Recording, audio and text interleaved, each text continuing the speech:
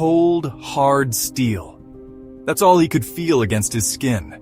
The bars were ice, the bed a slab of concrete. A single bulb cast a sickly yellow glow, barely penetrating the oppressive gloom.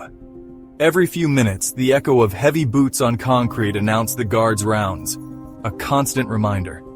Time, once an abstract concept, was now a tangible weight. Each tick of the clock, a hammer blow to his chest. He watched the shadows lengthen, inching across the wall like predatory creatures. They moved with agonizing slowness, each subtle shift a testament to the precious seconds slipping away. He knew the routine, the grim choreography of his final hours. Every clang of the metal food slot, every distant shout from another condemned soul, brought him closer to the abyss. There was a strange comfort in the predictability, a macabre dance he knew by heart. Solitude, once a curse, was now his only companion, an unwelcome guest that had become an intimate confidant. His thoughts, a whirlwind of fear and regret, swirled around him like dust motes in the weak light. Faces flickered through his mind, some accusing, some loving, all lost to him now. Resignation settled upon him like a shroud. The fight, the appeals, the desperate hope, all spent. He was a leaf caught in a current, powerless to resist the inevitable. A strange calmness descended. Not peace, not forgiveness, but an acceptance of the terrible truth. He thought of the life he wouldn't live, the experiences he wouldn't have. The simple joys, the everyday moments, all gone, extinguished before their time.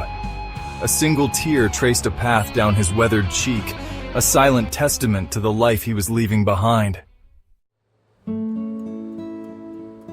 Memories, once buried beneath layers of denial and self-preservation, now clawed their way to the surface. He saw his victims, their faces etched with terror, felt the weight of his actions, the irreversible consequences. Remorse, like bile, rose in his throat.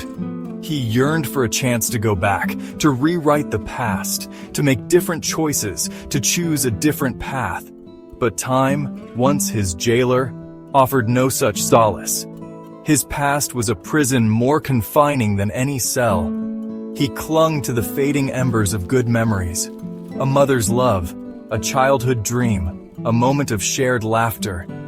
These fleeting glimpses of light offered little warmth, but provided a momentary reprieve from the encroaching darkness. The aroma of fried chicken, his favorite, wafted through the cell. A cruel reminder of life's simple pleasures, now forever out of reach.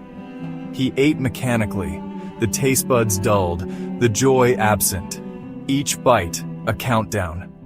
The phone call came just as the shadows began to stretch across the floor.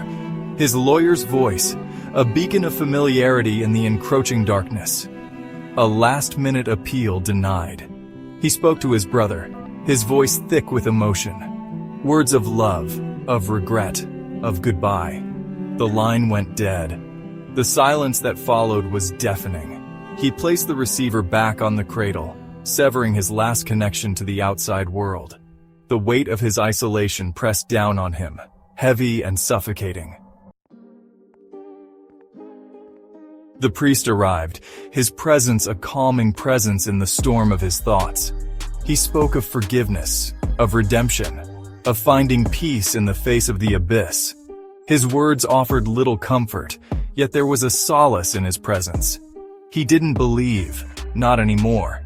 But he listened, his gaze fixed on the crucifix the priest held.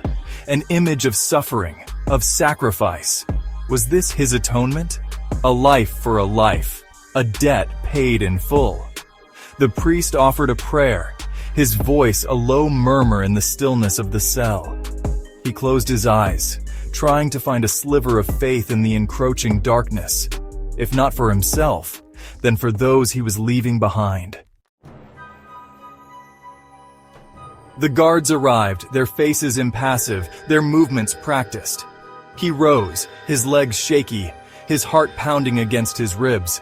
They secured his hands, the metal cold against his skin. A silent procession began, each step carrying him closer to his fate. The hallway seemed endless, the air thick with anticipation. He could hear the murmur of voices beyond the heavy door at the end, witnesses to his final moments. He focused on putting one foot in front of the other, a simple act that required all his strength.